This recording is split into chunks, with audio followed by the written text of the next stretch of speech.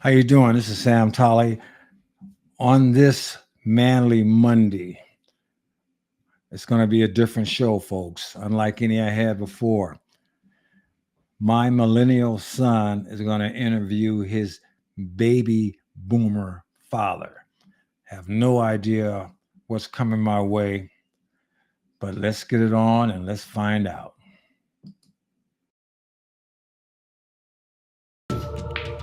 Truth. Truth. Truth. Truth. Truth. Welcome to Trusting the Truth with Samuel Tolley, where we view the world through the lens of Jesus Christ. We do not view Jesus Christ through the lens of the world.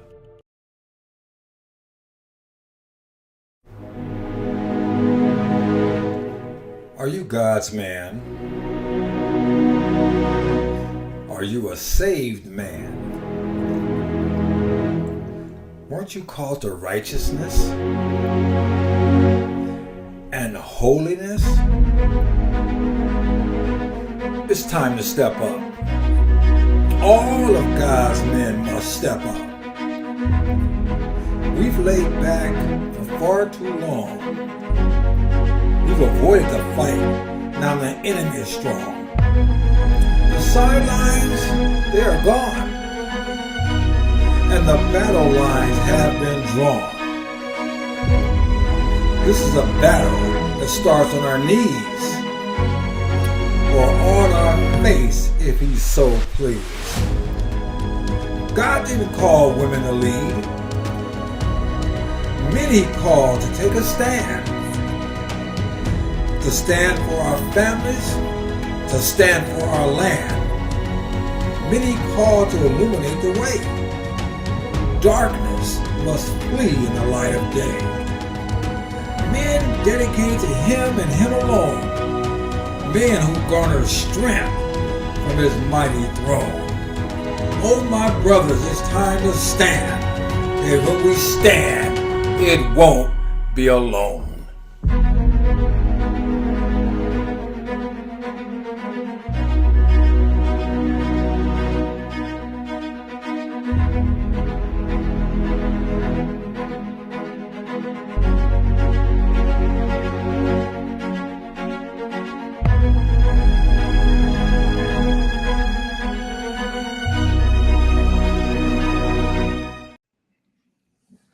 Well, joining me this Manly Monday is my youngest son, Andrew George Tolley, better known to the world as Drew Tolley. And instead of me trying to interview folks today, the duties fall on him. And he's going to present what he has to say to me, and I'll try my best to answer it. Hey, let's not forget that this was your idea. Yeah, it's my idea, but sometimes you got to wonder what you asked for. I told you. Well, anyway, first of all, I want to give all honor to God. I appreciate you, Dad, for bringing me on to have this conversation. It's an honor for me because I've known you all my life. I've known you as a husband. I've known you as a father. I've known you as, even in work as a real estate commercial manager. But even later on, I seen you graduate college, then become an author. And now I see you doing theologian work where you're trying to mentor people even beyond your lifetime. And I've seen that, so I appreciate you doing this for me and the rest of the family, because even when you're no longer here, if you outlive or we outlive you, you get something to kind of look back on and hear some of these answers that you're giving from this interview. So I appreciate it even more than you doing this for whatever platform we're going to put this on. So I'm excited for it. Okay. All right. So when I was thinking about questions that I wanted to be able to ask you, I thought about them in a range of different ways. One way was being your son. I've been your son all my life, and I've been able to be blessed to have you in my home all my life, where you were always inside of the home. It was never a time that mom was there and you weren't there. There was never a time that we needed or starved or we had some type of shelter or any kind of issue. So I really appreciate that from you. Now, but when I think about some of the conversations that we've had on the phone, it seemed like things weren't really like that for you growing up. So I wanted you to take me back to your childhood and talk about how was your childhood growing up, and maybe stay within, the times of 4 to maybe 12, somewhere around there. Like, how was childhood in the home where you guys, how were you guys financially? How was the relations? Like, how was it at the home? 4 to 12? Just kind of, a frame around elementary school times. Well, one of my earliest memories, I don't know how old I was. Must have been couldn't have been more than 4 or 5 if I was that. I remember I had a bike. The old man gave me a bike and I didn't know how to ride the thing. I think I jumped off of it and messed up the back of my foot. I think it was after they took training wheels away. And for some reason, that memory just came to me when you mentioned it. But unlike you, unfortunately, I didn't have both parents at the house all the time. When I was a young kid, the old man left. I called him the old man, my father. He stayed within Pasadena. We lived in Pasadena, but for the most part, it was a back and forth relationship. And after a while, he was gone. I would still see him, but we didn't live together. And I didn't have that relationship, whereas he would mentor me or teach me, or I grew up learning how to be a man under his stewardship. And it was a difficult life. We were poor. We were on welfare. One of the reasons why I talk a lot these days about the welfare life that many people are experiencing is because I lived it, and how the Johnson's war on poverty really decimated the Black family. Now, I'm not going to sit over here and blame Johnson or the Democratic Party for the deficiencies of my father.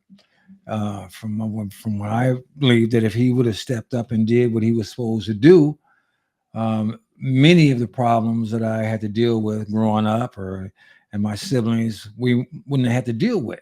Now, everybody has to deal with stuff, but one of the things in that welfare society was when families were in difficulty, they made it so we will give money, we will give food stamps or whatever.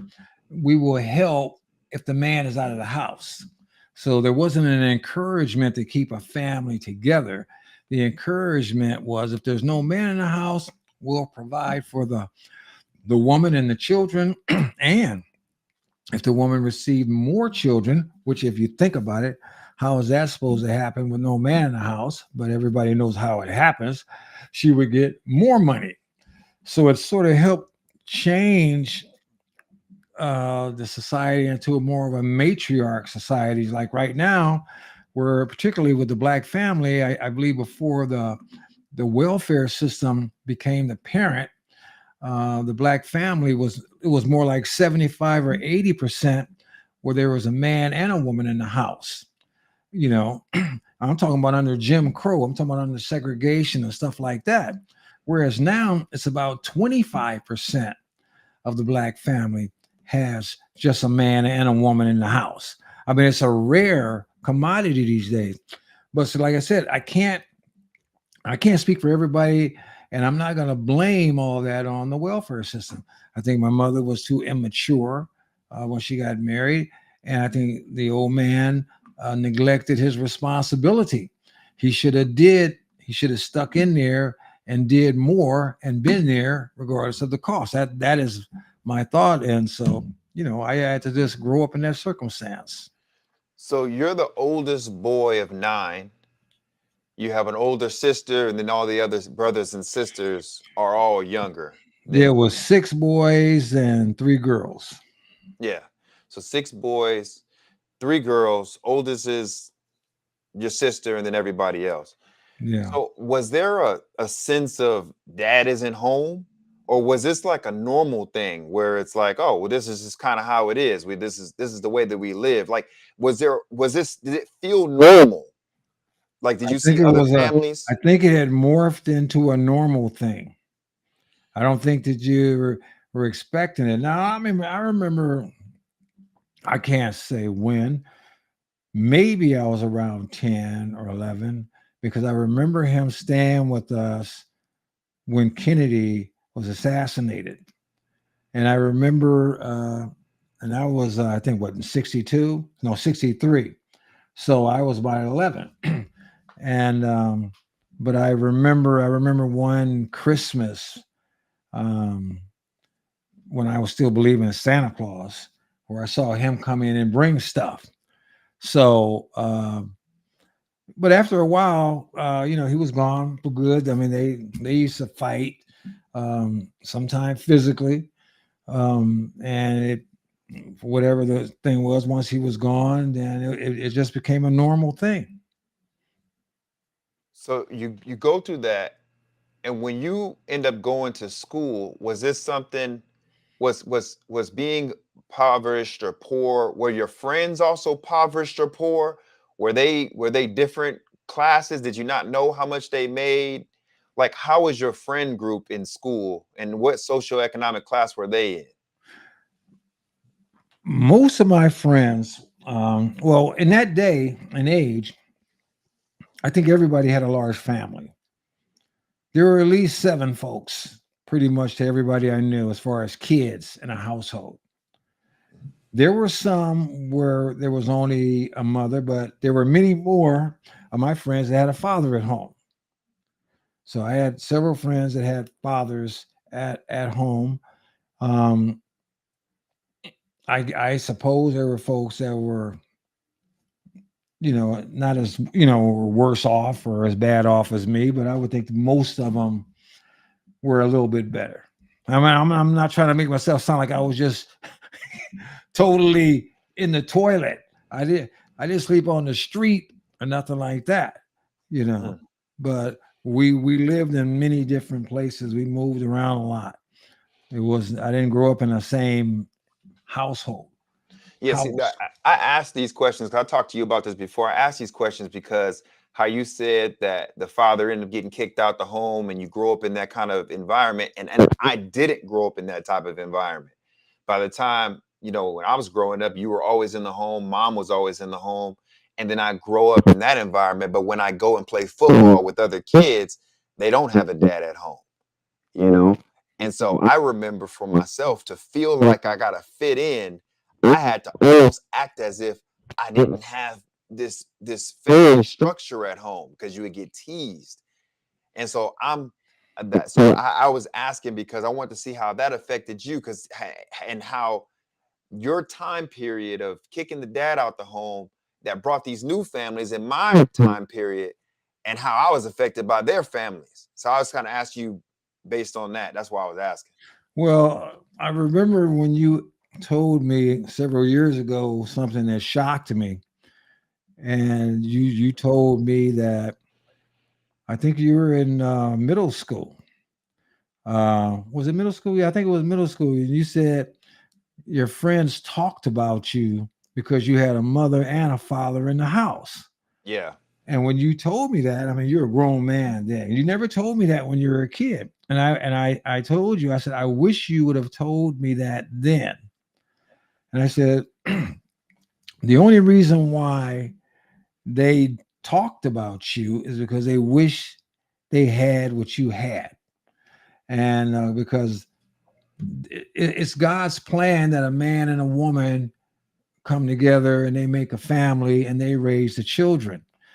And based on my life experience, I didn't want anything, if it was within my power, to do with not being there for my children. Now, as you know, your older brother, I was married to his mother, and it didn't work out. I tried, but it didn't work out. And you had an older sister before him, and when I was young, dumb, and crazy, and I never married his mother. But when I I had always set out not to emulate the lifestyle that I grew up in.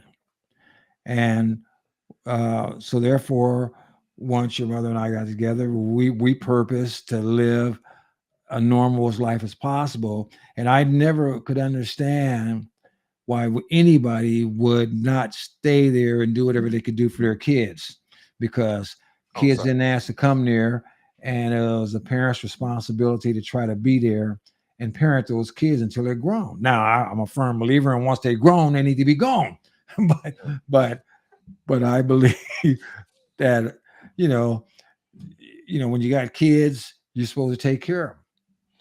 Got you. So you sped up a little bit into the future. Oh, I'm a reel you back. So okay. I see that. So we grew up impoverished, but you were with your mom, but not with your dad. Right. The reason why I want to talk about this time is because these are 35 years I don't know about. Okay. And so when you're now growing up in this time, you're going to school. I understand you got your friend group and all this different stuff. You mentioned being young and dumb and all that stuff. Mm-hmm. I'm assuming at this time you haven't found God yet, or were you always in the church? Were you not always in the church? Was there always this underlying of Christianity that you were with? Or was there other things like where were you at in your faith walk at that point when you were maybe in middle school, going to high school? Well, I remember distinctively there was a church called Bethlehem Holiness Church. It was on the corner. Actually, it was on the southeast corner of Fair Oaks and Howard Street in Pasadena, California. And I know you don't have no idea where that is. Yeah. But like I said, around 62 or whatever, when Kennedy got assassination, I remember I was living in this house on a street called El Sereno. And on that street, I started going to that church. Me and Beverly went there. Now, I don't know how we did it because Mama didn't go there and the other kids didn't go. I don't know if somebody brought us there. Now, let me back up. When we were little kids, very young, Mama used to take us to this church called Christ Temple. It was in Pasadena on Pepper Street and Lincoln Avenue. But I was too young to understand anything theologically or anything. And then later on, when I got a little older, she wasn't going, but we ended up going to that church. And I remember distinctively giving my life to the Lord then. How old were you then? I must have been about 12 or 13, and that's where I got baptized.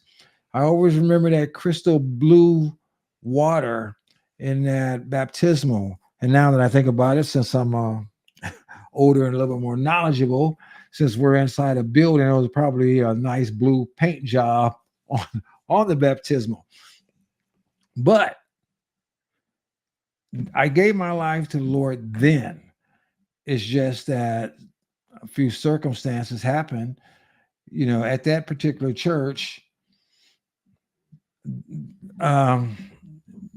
We had a Sunday school teacher, and I don't want to hold it against the woman, excuse me. But the truth is true. She wanted to win the offering banner every week. They used to have a banner. They get these banners. I don't know. It was a little thing they did. And so she said that you need to bring in 15 cents every Sunday. Now, for me, at that time in my life, 15 cents was a lot of money. You could buy a lot of stuff for 15 cents in those days. I know you can't buy squat. I mean, you can go to the store and get all kinds of candy. But I made a decision. I said, I don't know how I'm gonna do it, but I'm gonna bring that 15 cents every Sunday. And actually, at first, I think I resented it and I didn't go. And then I thought about it and I said, you know what? I want to go. And I said, I'm gonna bring the 15 cents. And so when I came back that next time, she said it was a quarter. And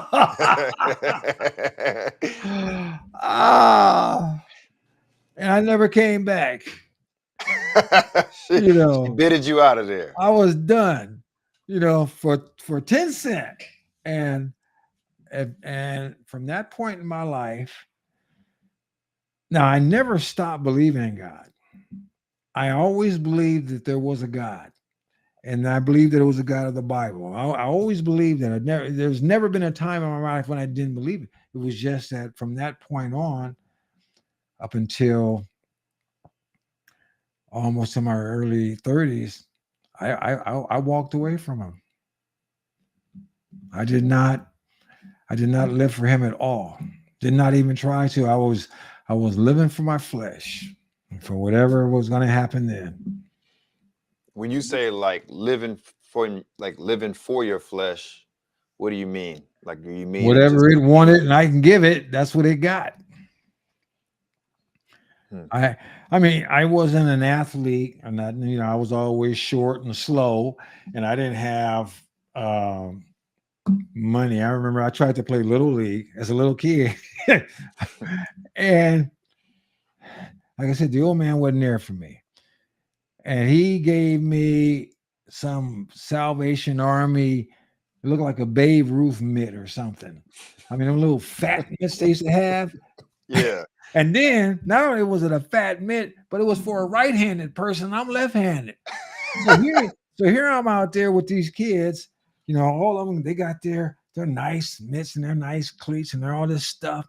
And I'm trying to catch this ball with one hand, take the glove off and throw it with the other. I mean, it was humiliating. And I only took that. And obviously I couldn't learn, I couldn't achieve, I couldn't progress like that. So I just gave it all up. My sporting days were over. I mean, and then kids are vicious. They're going to talk about you like a dog.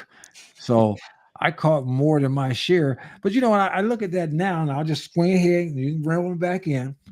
I look at the fact that when I was a kid, there was times where I got insulted so much because I was so poor and didn't look as well as a lot of people, whatever, that I learned to love myself.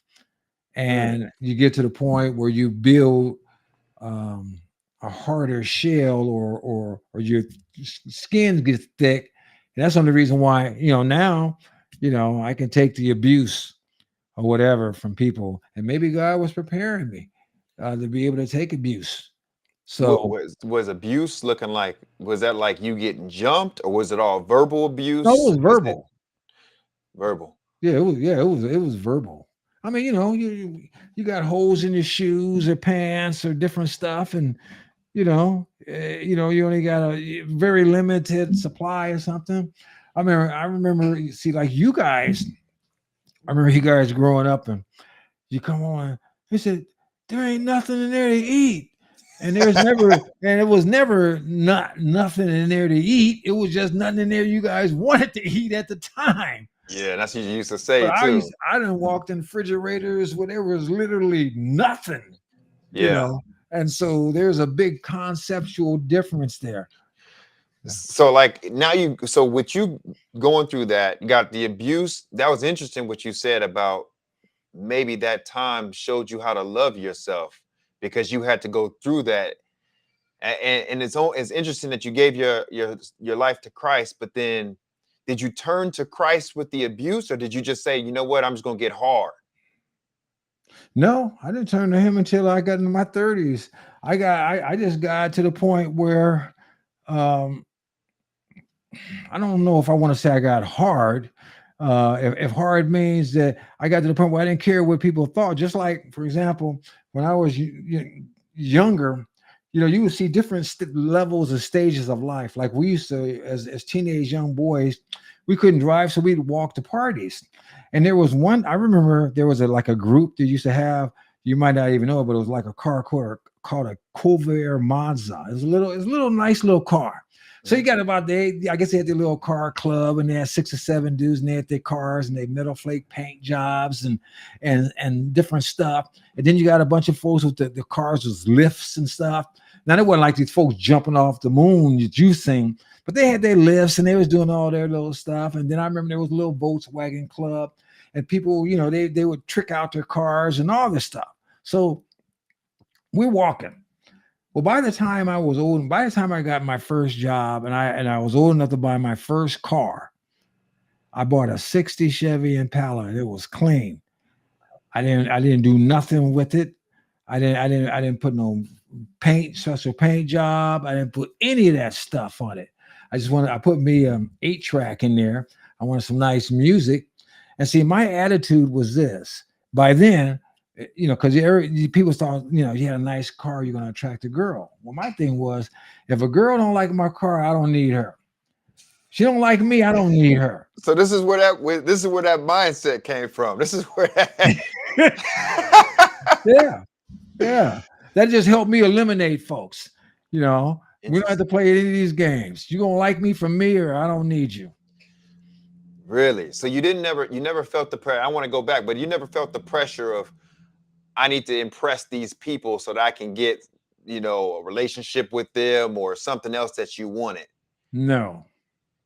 Interesting. Once I started making money, once I was able to start buying things that I couldn't get before, I would try to dress nice. I wanted some decent clothes. Even when I was running the streets and acting stupid, like when I decided I want to try to smoke because people were smoking, everybody was smoking Cools, right? So at that point, my mind said, I'm gonna be different. So I was smoking Pall Mall Gold 100. I didn't want to be like nobody. I was gonna be me. All right. So going back, right? You before you got the car, you got these people that are verbally abusing you, but you kind of figured out how to mentally handle that. Well, everybody wasn't verbally abusing me all the time. I'm not saying all the time. I'm saying you got your things, right? You're not good in sports. You suck because you're fat and you're slow. I said I was short and slow. I didn't say I was fat. My bad.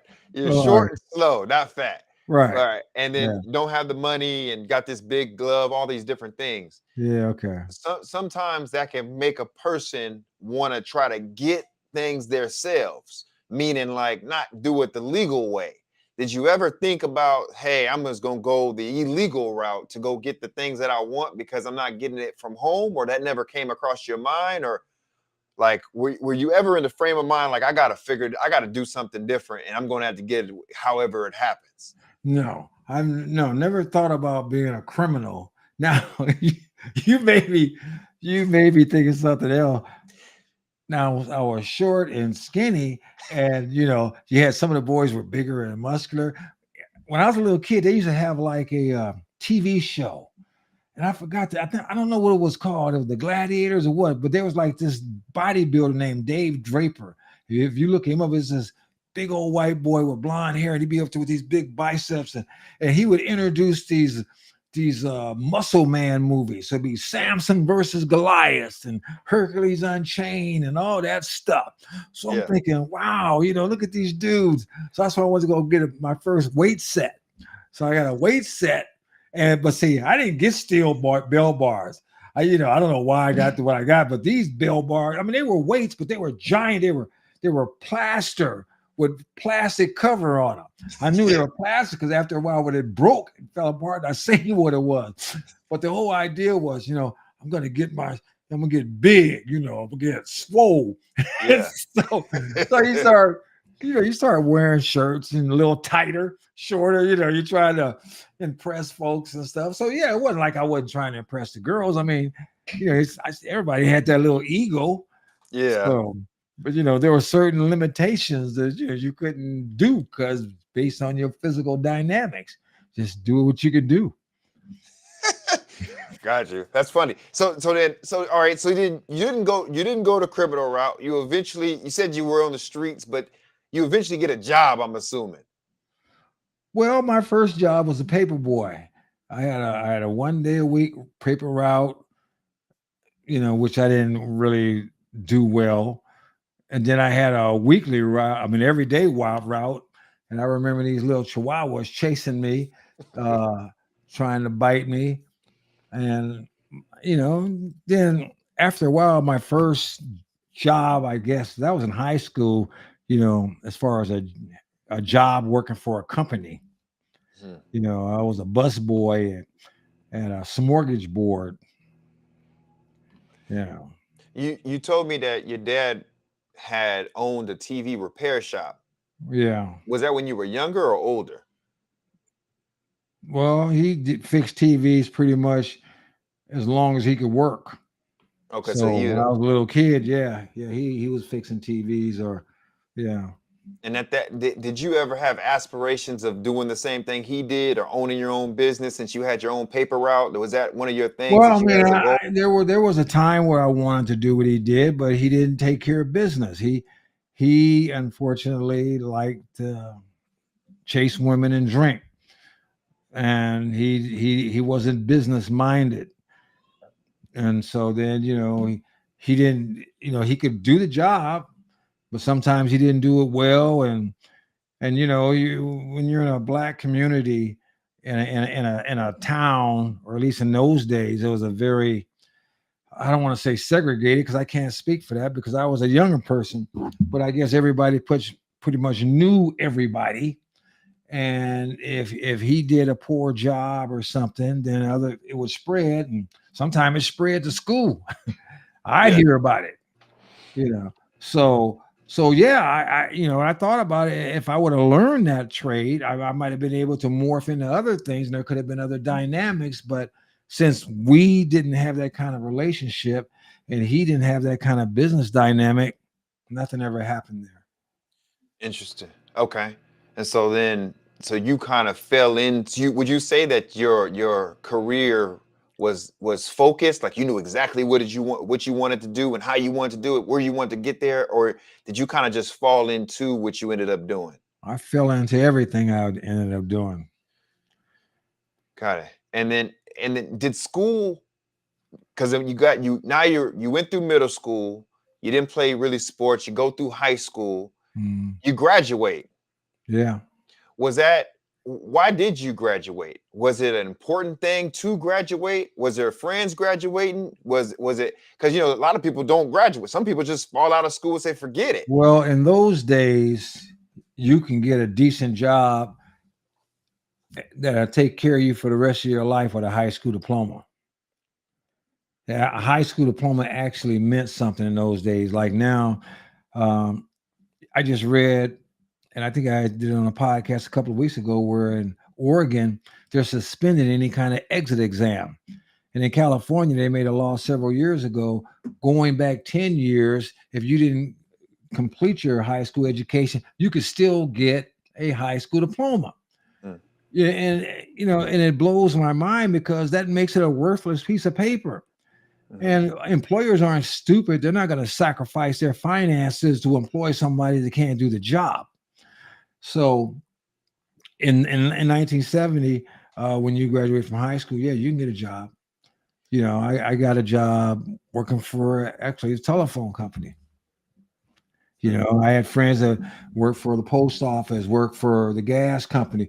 And in those days, you can get a job like that you can work for 20, 30 years, get a retirement, take care of you for the rest of your life.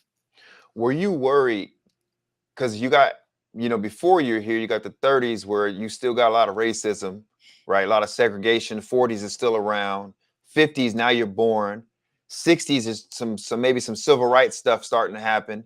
And then now you're getting into the 70s where there's more civil rights stuff and then the affirmative act. Were you worried going through school that you weren't going to be able to get a job, or you always knew that you'll be able to take care of yourself because the black community was more together? How did you know like that you were going to be able to find employment going through at that time when you knew that there was like racism and stuff at that time? Or did you not think about that type of stuff? Well, in California, California is different than the South, and in Pasadena, and I look, when I was in elementary school, I went to Washington Elementary and Washington Junior High. And in that environment, we had everybody. We had blacks, white, Hispanics. We had Asians. When I say Asians, we had people of Chinese ancestry, Japanese ancestry, Filipino ancestry. We had everything under the sun. And we all got along. Matter of fact, I still have friends in each one of those dynamics from elementary school. Mm. And then when I went to high school, we had three main high schools in Pasadena at the time. We had Blair, which was in the northwest section of Pasadena, Pasadena High School, which was in the eastern part of the city, and we had Muir in the northwest section, Pasadena High School in the eastern part, and Blair in the southern part. Now, at the time, I lived about 6 blocks from Muir. I could have walked to Muir, but they put in busing. And if I would have lived across the street from where I was living, I could have walked to school and been at school every day. But since I lived where I lived, I was in Blair's district, and so they bused me. And it was actually a blessing in disguise because I wanted to go to Muir. All the black folks that lived in the neighborhood went to Muir, in that area. Now, many black folks went to Pasadena High School, but it was a predominantly white school. But when I went to Blair, Blair became a conglomerate of groups, just like it was at Washington. And there was, the different racial stuff started breaking out at different times in the high schools. In the cities and stuff, and then the high schools will react. But I don't know what circumstance happened. But we had a principal at Blair called Samuel Swartz. This guy was great, and he was smart. And when all this racial crap broke out one day in the city or the country or whatever the heck it was, I don't know what it was.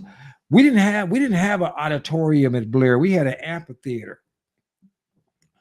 So instead of making us go to class and dealing with that, he let us all go to the amphitheater and air out whatever was on our mind. Really? Yeah. Like a open dialogue. Just let us go there and do what we wanted to, just talk it out. We ended up organizing some kind of way and making buttons that that we were all going to stick together. And hold on. So are you saying that the African Americans did this, or this is everybody? Everybody at Blair. I'm talking about everybody. Wow. This was where they were going through crap at Muir and they were going through crap at PHS. At Blair, we stuck together. Everybody. Wow. I'm gonna tell you how great of a principal I thought Samuel Swartz was. You've been to pep rallies. You know what that's like in high school. Yeah. I mean, look at me. I'm 70, almost 71 years old. I still remember this. We had a pep rally, and we had a great football team. In 1970, Blair won the CIF championship. We went undefeated. Throw that in podcast. You had to add that in there. Oh yeah, I throw that in there. So I don't know if that was that year or the year before what. But they had to pay. We had the pep rally in the gym, and everybody, rah rah, sis boom ba RT, and everyone said, "This week we got a secret weapon." Everybody said, "Yeah, what's that? What's that?" Next thing you know, boom! Here comes Mr. Swartz running out in the gym in pads. The place went crazy. The place went nuts. Wow. I mean, I said, this dude come out there and pass like he gonna do something. He ain't gonna do nothing, but right. It just shows you the character of the man. He was a sympathetic. He was smart. And when I got older, I realized he had an assistant principal named Mr. Crawl, and Mr. Crawl was the enforcer, the bad guy. Oh, so I said, right? So I said, oh, so Mr. Swartz knows what he's doing. He's smart. If something dirty got to happen, put it on Crawl. Let the kids love him. Right. That's that. When you said put them all in an amphitheater and have them hash it out, I couldn't see that happening today. No, I don't. It would be a full-on riot because nobody's gonna be willing to listen to anybody. There's no more discord and debate. It's either you're right or you're with me, or you're wrong and you're with them. And it causes this dissension and this ripping apart of everything. Yeah. But to see that a principal was able to get everybody in one spot, and you guys got to have an open dialogue that ended up unifying the whole school. Oh yeah, we did not riot. We did not walk off the campus. We did not act stupid. We hung in there. We got unified. Yeah, we got unified. That's good. Okay, yeah. So you weren't so then. All right. Well, now you graduate you graduate, and now you're in the working world. What is the biggest difference that you see between you being inside the home with your mom, and then you all of a sudden being thrusted into the working world and becoming more of a man? Like, what is the difference that you're seeing between that and now where you're in the world now? You're talking about when I moved out? Starting to move out. Yeah. What age did you move out? Probably about, I don't know, 18, 19. I could eat what I want when I got ready. So was it like a big freedom? Were you excited? Was it like, yeah, this is me? Or was it more of like, oh man, I wish I don't know nothing. This is scary. Oh no, I was well, I didn't know nothing, but I was excited. Yeah, it was me. And by this time, did you already think about politics? Were you already thinking about, oh, this is the Democratic side, that's the Republican side, they're racist, I'm not. Were you already in that mix, or at this time you didn't care less? I didn't know a thing about politics then. So were you a indoctrinated Democrat already? Were you all Well, like, it was how did the that part come about? it was the assumption that if you were black, you're a Democrat. Why is that? That's a good question. I mean, it was just we didn't even talk about it. Well, Mama, as far as I knew, and the old man, they never discussed politics, whether I was with them or away from them. I remember when Kennedy died, Mama cried. But then, I guess you could cry if any president died. I mean, it's an emotional thing. Yeah. But my sister Dee Dee was named after Jacqueline Onassis or Jacqueline Kennedy at the time. Is that right? Yeah. But see, the black community, as I understood it, and I can't say when, but it was just for some reason, and I can't put my finger on it. If you're black, you're a Democrat, and I can't even say when. Whenever I started understanding a little bit about politics or whatever, the more I found out, the more, if you're black, you're Democrat. And then I would hear people say, "You vote the straight Democratic line." And it was just this is what you do. Was there people that you looked up to, mentors, figureheads? What was it? Were you ever looking up towards, Malcolm X or Martin Luther King's or some of these other reverends like Jesse Jackson? Was you ever looking up towards these people as a navigational system when you were in your 20s? In my 20s? Or I know that other people had already been assassinated, or some people had already died. But like by the time you got into your 20s, who were you looking at as like, hey, I want to follow in this line? Or was it more of you weren't even thinking of that? You were thinking of the streets? Probably Rudy Ray Moore. Who was Rudy Ray Moore? Oh man. Or is that a whole nother thing? Oh, anybody hear this? They know, Dolomite. Oh, good night. That guy said his name is Dolomite. Yeah. That was Rudy Ray Moore. I wasn't thinking about nothing of any intrinsic value. I didn't have any political aspirations or thoughts. I mean, as far as Malcolm X is concerned, when I was in junior high school, I was supposed to read Uncle Tom's Cabin, and I was supposed to read Uncle Tom's Cabin, but I refused to read it at that time because I thought it, Uncle Tom, and so, but I had a smart teacher. She didn't care about what I read. She just wanted me to read something. So I said, I'm going to read the autobiography of Malcolm X. So she said, okay. So I read some of it. I didn't read the whole thing, but I didn't have any political aspirations or any political people that I cared about or thought about or anything. I didn't even understand politics in my 20s. I think the first inclination, I might have still been in my 20s then. Yeah, it probably was. The first political stuff that I started understanding was when Jimmy Carter was president. And that was toward the later part of my 20s. So it was more. So by the time you got to your 30s is when that stuff started to become important to you.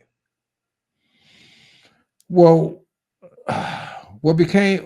it started becoming important to me when I knew I had to get back to God.